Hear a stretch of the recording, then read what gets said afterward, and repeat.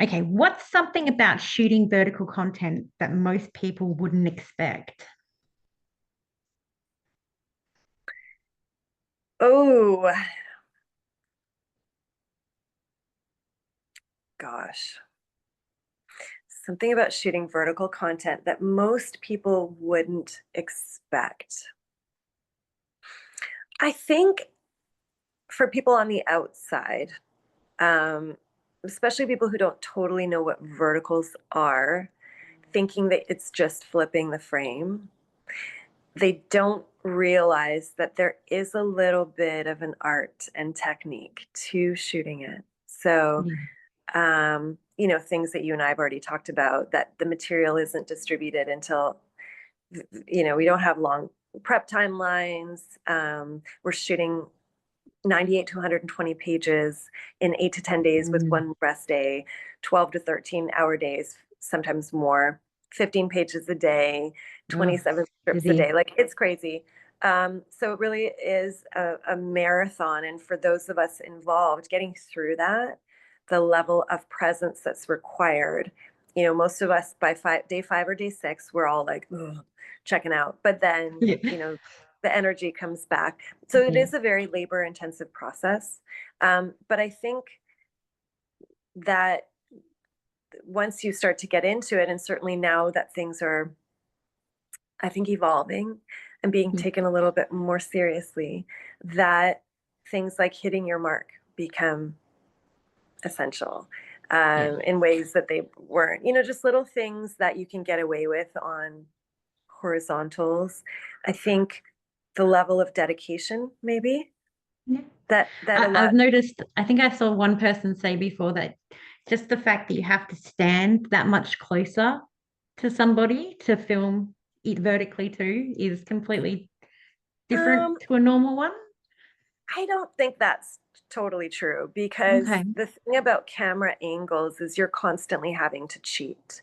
So Yes. generally in a horizontal film, depending on your angle, certainly not your wides and your masters, but once you get into like medium and definitely close-ups, you're way Yeah. closer than you think you have to be because Okay. of what the camera captures. So that's actually a camera thing. That's not a vertical thing. Yep. Um, Definitely, if you've got a group of people and you're in a Y or whatever, like yes, you do have to fit a little bit differently into the vertical frame. But so that kind of is true. But in general, you're a lot closer, or you're doing weird cheating things for the camera. Like if somebody's behind you and you're like talking to them behind you, you're not turning around that way like you would in real life. You're Yeah. cheating things. So, and that's camera in general. Yep. Um, but definitely things like, you know, staying in the light is more Yes. challenging in a vertical than it is in a horizontal. Um, you have to stay more still. It's more like a close up in general that way, but you don't want to do it so it makes you look too rigid and still. Yeah. I think also what a lot of people don't recognize about verticals is that the language, like I said, it's kind of like Shakespearean English because it's been Yeah. written in a different language in a way that they use language and then translated into English, and not sometimes they want it word perfect. Sometimes they That don't. would be hard. There's no It can be very, interpretation. Yeah. Yeah. and because that language isn't how we use English, it becomes like a different language. And so it needs to come out of your mouth in a way that makes sense. And also, it doesn't, the words, we see this all the time with voiceovers. People write voiceovers and they don't speak the scripts out loud. And so you get to the mic, you get to the studio or whatever, and you're like, people don't talk like this. Your mouth doesn't move the way it needs to. And you're like, all right, it gets all jumbled in your mouth. It's not So, natural. Yeah. no, no. So when you're watching these actors, um, I hear all the time, well, acting's so bad or like this, or it's so over the top. Well, first of all, for a lot of the performative stuff, it's written into the page. They want it that big and crazy. But also to be able to create a fully formed character in 5 days or less with a feature length film with language that doesn't makes sense. I mean, to be able to create something that's believable with unbelievable situations, it's like I don't know that most people think that that's realize that that's what they're actually watching. Yeah. So that's my very long-winded answer, Kathy. I would Thank you also for the say descriptive one. I would also say this, our community is a lot smaller than I think most people think. We talk about regions like Vancouver's so different, LA's so different, Atlanta's so different. Well, no, guess what? We're all circulating. A lot of, the Americans are coming up here. I'm American. I was just in LA shooting. And we all know each other, and we all Yeah. are, the way we shoot these is exactly the same. And we're creating stars in Vancouver, in Atlanta, in London. We're creating hit shows. The Nexus is no longer Los Angeles. So I think all those stereotypes about traditional network Hollywood stuff um, is kind of being upended. And maybe that's also a surprising thing about verticals that people don't actually think about, is just how disruptive to the stereotypes this is. Like, you don't have to make it in vertical land, you don't have to move to LA. You don't have to Yeah. move to New York. So Mm. that, I think, is game changing for especially actors and directors Yes. who Yeah. previously would have to go somewhere else to really make a go of it. That's not what's Yeah, happening there's anymore. more opportunities in other places rather than just in one where you think you'd have to go. That's right. Yeah. That's right. Mm. And I think that's actually really rather marvelous. No, that's great. It's definitely Mhm. more opportunity for a lot more people. Keep I've that noticed that part. verticals are giving. I've noticed that verticals are giving, like not well known, like just startup actors more opportunities to Yeah. get into their acting and do their thing. So There's like, there's two reasons for that. yes, Um, the first reason is that right now these are non-union opportunities. Now our crews are often union, yeah, and the crew union, IATSE, and um, they allow their members more flexibility around the kinds of projects that they can work on. But the unions, the performers unions, don't. And so casting has had to cast using non-union actors, okay, but also, and that's changing, but also, and that's where I want to talk to you about the alliance, yeah, but also, um, for the most part, these have been about look, not talent.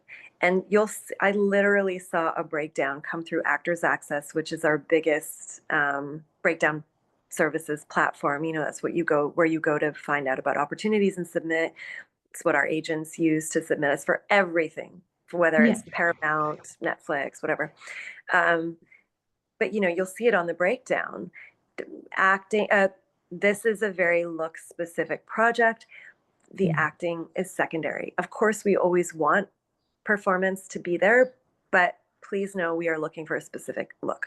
And so that's why you see so many of these, you know, um, so many of these individuals who are, doing so well now. They'd have never acted in their lives. I mean, I don't want to name drop, but yeah, we've got quite a few actors, here in Vancouver who are amazing, amazing. Like, you're yeah. like, you've never acted before, and they haven't, but they were just picked for their looks, and they just actually happened to be able to act. It's kind of cool. That takes me back to just not a vertical, but my favorite TV show is Heartstopper.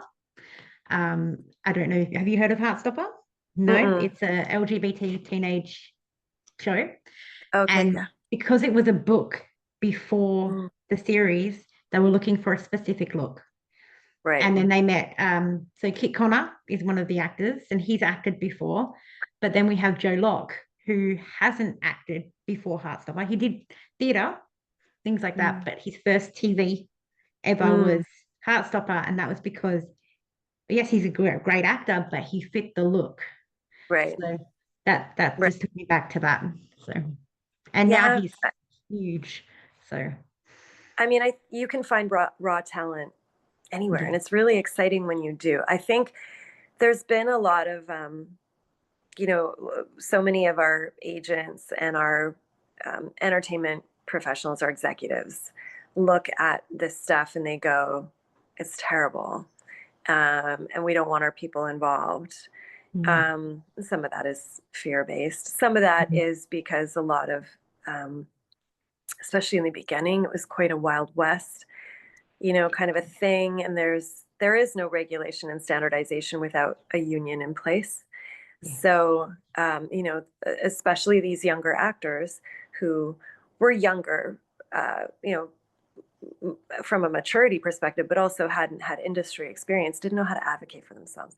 And yeah, that happens everywhere, by the way. That is not just a vertical thing. yeah, That's on every set. And by the way, it's not just entertainment industry. You'll find yeah. that in every industry. Yes. So, I think verticals unfortunately got a bit of a bad rap. Not necessarily. A lot of that has to do with who was experiencing what.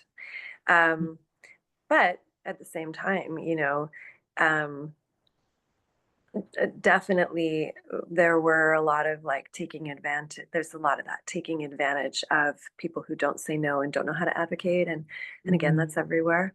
Yeah, So um, that is sort of, I think, one of the liabilities of hiring younger, greener, more immature professionals, um, who aren't professionals yet.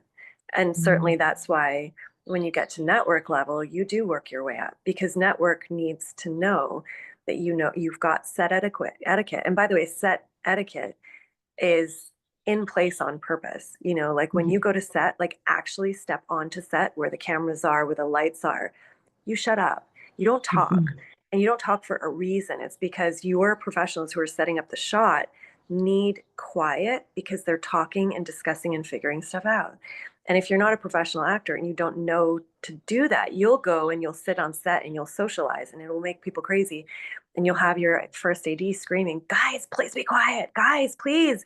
Do you want to go home on time or not?" Like, you Yeah. need to understand what all of that stuff is. You need to It have would that in set things back if people were doing that. Yeah, I can and it see that. Yeah. all the time. So, and also you don't want to choke when you're up there with a celebrity and forget your lines. You don't want to trip over something because you don't realize that this is always there. Or or like, don't talk to this person when they're doing this, or when you're doing your blocking rehearsal is not the time to talk about your take on what's happening in the scene. Do Yeah. the blocking rehearsal and then take your director aside and talk about it, or talk about it with your actors. Like those things. And network knows that. And so that's why they rely on a union to cast a show with union professionals, because that tells them at that point you've done all your learning. You're ready for that experience to get onto a network set. It's like there's a reason why most people have to work their way up. Yeah. So, you kind of skip all that in this vertical land, and that can kind of make things feel, you get someone who's more seasoned opposite someone who's never done this in their life. And that can Yeah. look kind of weird, but it's also kind of exciting and, you know, great challenge. And, um, it's kind of fun to watch and experience, and it's not the norm. It really, I think that's also the thing about verticals that people don't realize. It's sort of like all those elements that you're really mixing in. Like when I went to LA and I shot in LA, we were shooting literally next door to the Warner Brothers lot, Mm. which was empty, by the way. Yeah. Film and TV is like leaving. But, and then I'm looking at my crew and it's like Emmy award winning art department. And my hair and makeup artist was like Days of Our Lives, General Hospital. Like she'd done all these major shows. And you're like, Yeah. wow, Yeah. crazy. Be That's great. overwhelmed. You get, yeah, you'll be like, ah. I'm next to this person. Yeah. Well, it's more like you've got that, and then you've got these like actors who've never acted before in their lives. It's like Mm. this really weird. Your crews are all the creme de la creme network people, but then your actors are all like, most, half of them have never even acted before. And it's a really weird mix. Yeah. Well, that's interesting though, because I think that each person could learn something new from somebody that's been doing that for a long time with the mix of industry people in the A same thousand. room. I always tell, um, when I meet new actors, and I have to be careful because I Yeah. am that strategist who's going to be like, hey, I'd love to share something with you. Hey, can I help you? Like, Yeah. I have to be careful because not everybody wants that. But, you know, um, like told you, whenever every project I go into with an intention. Excuse me. Whether it's I'm going to work on my camera angles, I'm going to work on understanding lighting, I'm going to work on hitting my mark, whatever it is. And then I'll make sure that, you know, who, that particular professional and I are in sync on that project, Yeah. So I'll set that up for myself. Hey, Miguel, um, you know, this on this project, is it okay with you if when we're working together, I ask you about the shot that you're setting up, talk to you about the camera lens? Can I maybe watch a little playback? Can I see what's going on? What are you seeing? Let me help you get what you need, and I'll learn how to fit myself in, how to use my instrument to be able to do that for you. And Yeah. then now on every subsequent project. So I think as an artist, it's part of the process of always learning is, you know, and especially from these seasoned professionals. I've told everybody this. It's like, oh my God. And here's the other thing too. Sorry, I'm being very verbose, Like, Kat. I I'm want to loving give it. okay. Is a lot of quite a few people on these vertical projects still talk about verticals like they're just whatever. They're not really taking them seriously, and they'll show up and they won't have read the script, or they'll they just sort of fart around and they're like, who cares, it's just a vertical. And I want to Yeah. say to them, your crew are first of all creme de la creme, mostly incredibly seasoned union crew who have worked on the kinds of projects that you wish you were working on as a Yeah. professional actor. And this is their livelihood. And they're showing up with their fine tuned craft to give you the best lighting, the best framing. Now, this is not on all the projects, this is No. on, very specific projects. But have you looked at the shot that they just set up? Are you watching any of the playbacks? Are you standing behind your director and watching all your fellow actors in their shots? This stuff looks amazing. And Yeah. it's potentially going to be seen by millions of people, Yes. not Yes. I've seen thousands, some of the views. They're over there's a lot. millions of people. So now here you are on a set with the creme de la creme of the crew that you would be working on if you were on a Netflix or an Amazon show or a Hallmark or a Lifetime movie of the week or whatever it is. Yeah. You're being given the framing, the lighting. So what if the material isn't amazing? So what if you're not getting paid union scale? Millions of people are watching this. Now it becomes a hit show. Yeah. So why not show up as your And do your fellow, best.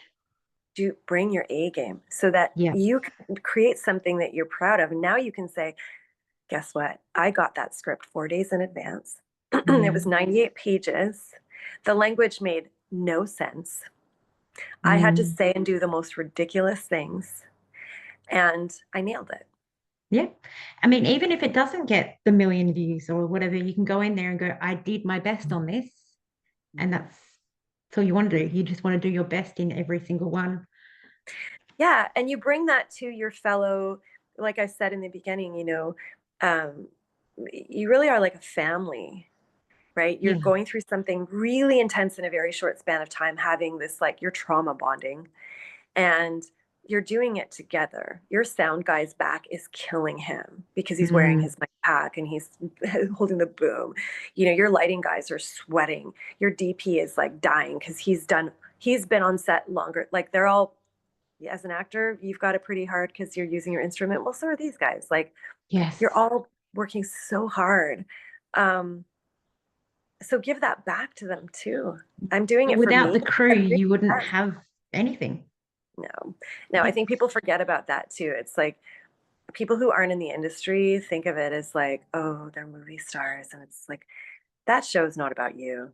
It's like No. going to a restaurant, right? And having a server or having a waiter. They're your front runner, but who's making your food? Yeah. What are you actually going to the restaurant for? Who's making your drinks? Who set up all the decor? Who's in charge of making sure that your bill is okay? And like, who's problem solving for you when you don't get what you want? And, who's doing all the marketing? Like, so really, as when you're as an actor, you're just the face bringing it to life and making it believable, but so is everybody else. Yes. Well, on my page, I do the vertical posters. Mhm. I've stopped doing it a little bit because I've been hitting a wall because IMDb doesn't give out the correct information. And so a few times I've gone in because if I've only seen the vertical once, or if I don't know all the vertical actors or the crew that I know from, seeing Mm, other things, I don't know whether they're in there or not. So if IMDb doesn't show them, I right. can miss somebody. So I've had somebody come up and go, "Oh, I was in that," and it's not easily to change sometimes. I Like know. if I change it, I have to redo the whole poster again. Right, But the right, whole right. point of that was to give recognition to all the cast and crew because we Oh, don't see that very often. A lot of the things is all like, oh, the cast and the cast. There's mhm. crew too. They're just as important, and I want to give them all the recognition that I can. I But love that you want to do that. I love that you want to feature a crew. I think that's so wonderful, Kathy. yeah, I just need the correct information to do so. Sometimes I have some of the actors go, okay, here's all the Mhm. information that you need to make this vertical poster. And I can do that because I've got it from the source. But if I don't and I just, try it, sometimes it's like, oh, you've missed me. And I'm like, have to start again. But I do want to get back into that, but it'd be nice if I could get some. So if anybody sees this and they want a poster, hit me up. Yeah, but it's true. We don't have rolling credits. So, Yeah. so many people don't get, the applause that they deserve. And, I mean, I had one hit show. So I was supporting on it, but I had 300 more lines than the lead slash Mm. star. And I wasn't even listed on IMDb. I had to go ask Oh them to put me in no. it. And it's like, it's also because, I think for the most part, up until recently, verticals have really been about the younger actors. So, you know, and those are the data points, the shirtless boys. Yeah. It's I their mean, moment now. they're good, but there's more. There's more to that than just them. Um, but yes, yeah. If you look at Mm. it with that lens, I don't know that everybody in the beginning really was. It was like candy. It was just dopamine hit.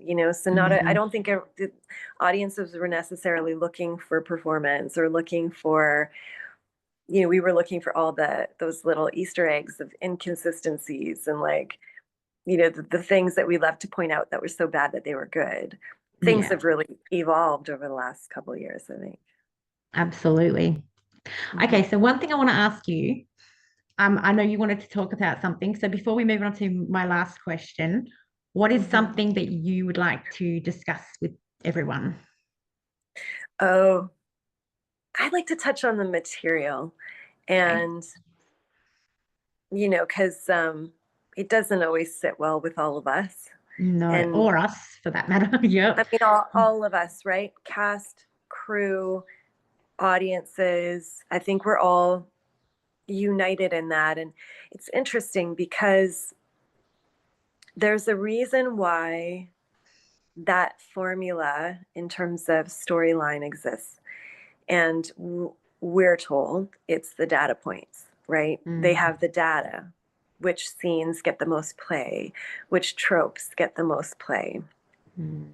And you know, you can't really argue with that if you're told it's data points. I've never seen the data, and I also Yeah. don't know who's interpreting the data. So you're So just taking it for their word, you really. have to. But Yeah. again, you know, it's their projects and it's your paycheck. So, but I think when you hear enough audiences and enough people involved talk about wanting stories to be different and wanting things to be framed differently, you know, it's eventually that will be taken into consideration. And I think certainly there are some stories now that we're seeing emerge. Um, and I've also heard that this particular tropey genre that we're so familiar with, you know, billionaire sperm, Mm, sabotage, forbidden love triangles, all the rest of it, yeah. hobos, poison, jewels. Um, Yeah. that's just a small, that's like the tip of the iceberg of the kind of content, Yeah. as we refer to it, that's being produced overseas as well. There's all kinds of stories. For example, the story that I just shot for Flick Reels was it was a remake of one of their biggest hits that is a midlife romance that has Mhm. very little of that in it. You know, like Good. we had to add one kiss because there wasn't, you know, like, um, but back to the material and how, you know, I think many of us behind the scenes have men and women. Like I've talked Yeah. about this with young male actors, older female actors, young female actors. Like it, it's hard for us to sort of, we've been very conflicted about like, hey, are you doing that project? Like, I don't know if I want to, if I want another torture scene. I don't know if I Mm, want to hit you again, like that stuff. yeah. But I had to really like, I had to really do a deep dive into my Okay. why I decided to continue in this vertical space and take it seriously. And so when I left the industry in the late 90s, um, it was during a very difficult personal time in my life, and I chose to raise a child on my own. And so um, my version of responsible was to go work on my own and start a business. And I went into beauty and was surprised to learn that the beauty industry can actually be really toxic. There's a lot Yeah. of toxic I could individuals. imagine. Yeah. Yeah, from people to ingredients, like across the board. And I realized, you know, like what actually is beauty? Beauty isn't necessarily on the surface. No, it's It, in the it's eye of the beholder as well. Yeah, and the eye being like our inner eye, I think, like the lens with which we look at things. The Yeah. ancient Greek word for beauty, kalos, actually meant a quality of goodness from inside as reflected on the outside. Goodness being just, right, like in accordance with one's values in life. And so when I came back into the industry and um, verticals sort of emerged and saved me professionally because I was ready to step out of the industry again. Yeah. Um, it was so filled with all these beautiful people. Everybody has a very specific look, you know, and it's a very beauty according to who's casting right now. You know, like Yeah. it's, and that will change too. Um, but I looked at it with this lens of like, well, what does beauty actually mean? There was a lot of toxicity underneath this superficial beauty of these characters in these stories. And my dad told me long ago that the downfall of every great civilization was preceded by these appetites for extremity, like really extreme violence, extreme power, extreme sex, Mm, extremes in everything, bigness. And I look at our culture today, and by the way, we're taping this on a day in the United States that's being referred to as No King's Day. It's Donald Okay. Trump's birthday, Mm. and thousands of protests have been organized in response to what people are experiencing as tremendous abuses of power. Absolutely. Yeah. Gargantuan, like obscene, like it's all so obscene, it's so grotesque, big. And we're living at this in this time where I think there's a lot of like toxicity hidden behind beauty. Like look at reality Yeah. TV. Um, I mean, you see it everywhere. And so when I take that sort of viewpoint of what we're living in today, and I go back to look at vertical worlds and I look at these storylines, the heroine always wins. The hero Yeah. always, the victim always wins. Mm. These absolutely massively grotesque, like almost commedia dell'arte. I think of them if you know that, it's theater, like really exaggerated personalities, which is what a lot of Yeah. these villains are that I've also played. Yeah. Um, they're kind of beautiful on the outside, but they're horrible on the inside. Mm. Yeah. But they exemplify, I think, what's really happening in our society today, in our culture. And I think it's a commentary. I look at it as a commentary. And because the victim always wins, it makes me hopeful Yeah. that yes, we're entertaining people. And yes, a lot of it is like um, Yeah. sensational dopamine hits. Yes. But we're also reminding people that the good always wins, that there's Yeah. light at the end of the tunnel, that the girl that was terribly abused by her mother doesn't stay jaded, Yes. doesn't close her heart off, stays open to love and receives it when she gets it. Yep. You know, I also like the ones where the girl, like, so there's a lot of them that, there's an abusive man, the whole contract marriage and they're only for contract and he, treats her badly the whole time.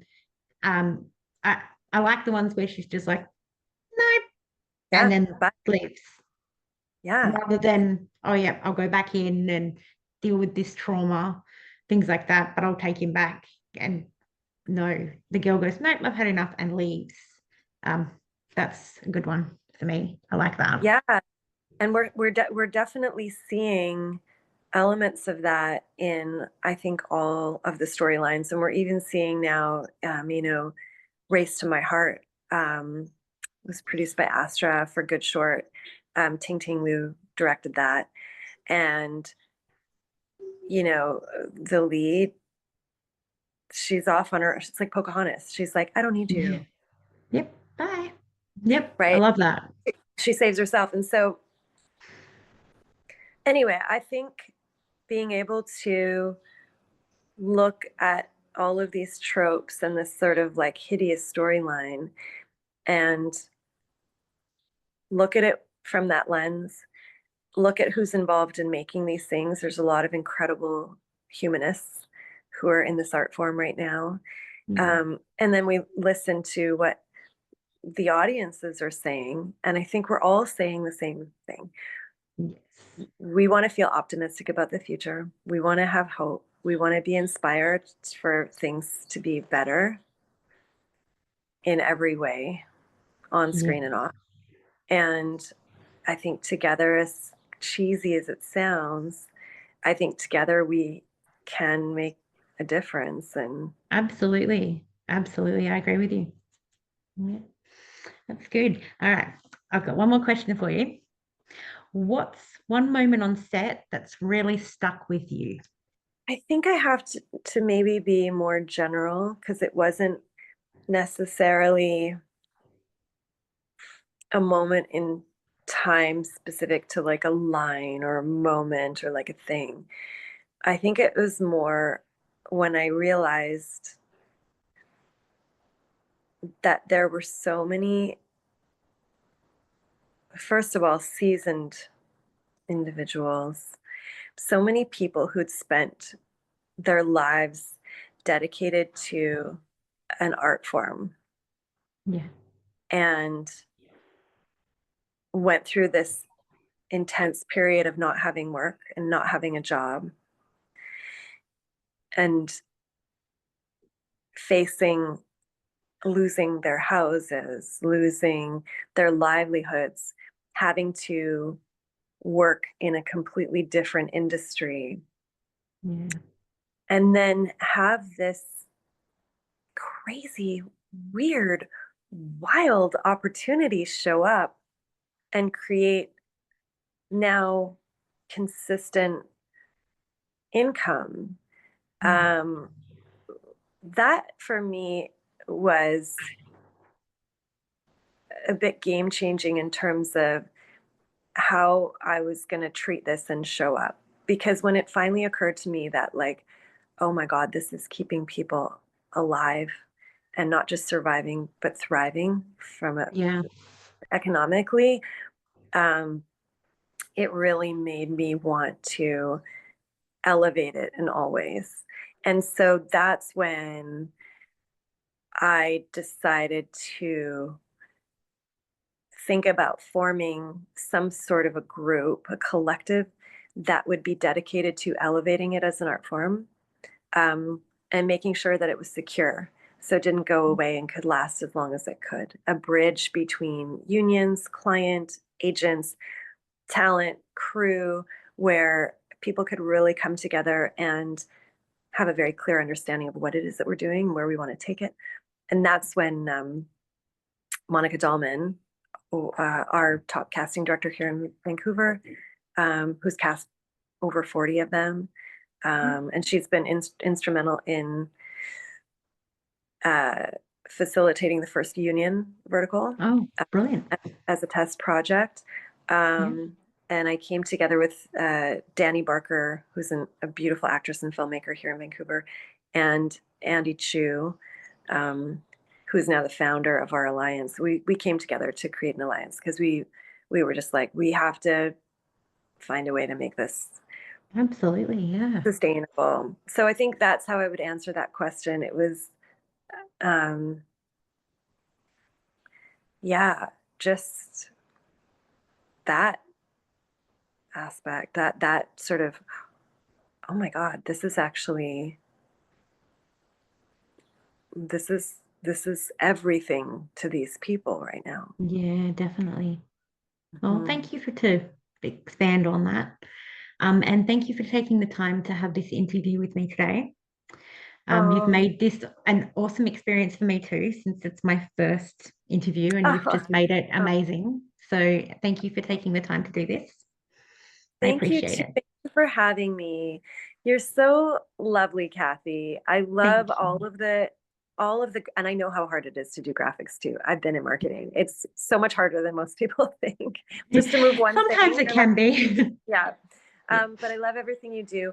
I love that you want to support not just the industry itself, but really wanting to support crew and the whole everyone involved in the project. I think that's really wonderful of you.